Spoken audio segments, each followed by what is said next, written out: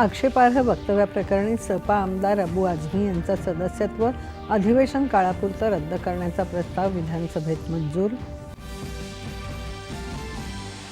छत्रपती शिवाजी महाराज आणि संभाजी महाराजांचा अपमान कोणत्याही परिस्थितीत सहन केला जाणार नाही, मुख्यमंत्री देवेंद्र फडणवीस यांचं विधान परिषदेत आश्वासन. शौर्याचं प्रतीक असलेल्या छत्रपती संभाजी महाराजांना अटक झालेला सरदेसाई वाडा अधिग्रहित करून तिथे स्मारक उभारण्याची मुख्यमंत्र्यांची ग्वाही. परभणीत पोलीस कोठडीत मृत्यू झालेल्या सोमनाथ सूर्यवंशी यांच्या कुटुंबातल्या एका व्यक्तीला शासकीय नोकरी देण्याचं सरकारचं आश्वासन.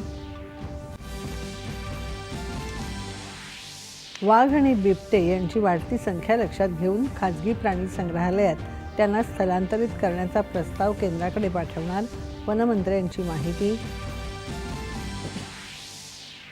शासकीय कार्यालयात दाखल करायच्या सर्व प्रकारच्या प्रतिज्ञापत्रांसाठी जोडावं लागणारं 500 रुपयांचं मुद्रांक शुल्क माफ करण्याचा राज्य सरकारचा निर्णय. सरकारने रोजगार निर्मितीसाठी कौशल्य विकासासह AI, स्टार्टअप, संशोधन आणि नवोन्मेषावर भर दिल्याचं पंतप्रधानांचं वेबिनारमध्ये प्रतिपादन. विधान परिषदेच्या उपसभापती नीलम गोऱ्हे यांच्या विरोधात महाविकास आघाडीचा अविश्वास प्रस्ताव सचिवांकडे सादर. कृषी मंत्री माणिकराव कोकाटे यांना आर्थिक फसवणुकीप्रकरणी झालेल्या शिक्षेला नाशिक सत्र न्यायालयाची स्थगिती.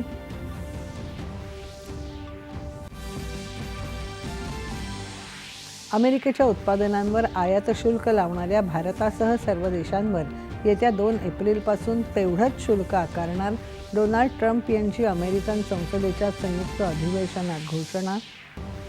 आणि ICC चॅम्पियन करंडक क्रिकेट स्पर्धेच्या दुसऱ्या उपांत्य सामन्यात न्यूझीलंडचं दक्षिण आफ्रिकेसमोर 363 धावांचं आव्हान. विल्यमसन आणि